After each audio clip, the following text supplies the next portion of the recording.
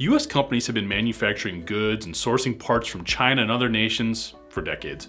Although the coronavirus pandemic made clear just how fragile these massive supply chains can be, the potential for severe disruption alone apparently isn't enough to persuade companies to return stateside on their own.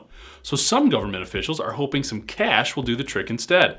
Reuters, citing discussions with White House officials, members of Congress, and industry observers, reports that policymakers are considering several measures designed to get essential companies in the defense and medical sectors to move their supply chains to the U.S.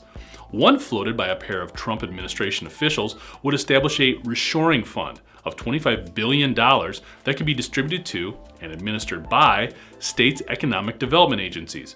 Proponents say the initiative, or something similar, is needed to ensure the nation's necessities don't rely on operations located far overseas and under potentially adversarial governments.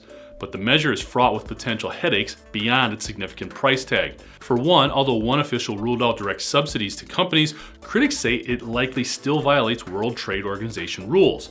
For another, subsidizing businesses is a political landmine in and of itself, and this money could be headed to companies that, in some cases, laid off U.S. workers to chase lower labor costs an ocean away. No members of Congress have signed on to the proposal, according to Reuters, and some are looking at other options, including regulations on medical supply chains, raising taxes on companies' income from China, or funding takeovers of vulnerable companies considered vital to national security. Some lawmakers are hopeful that their reshoring efforts will be included in a must-pass annual defense spending bill. I'm Jeff Ranke, and this is IEN Now.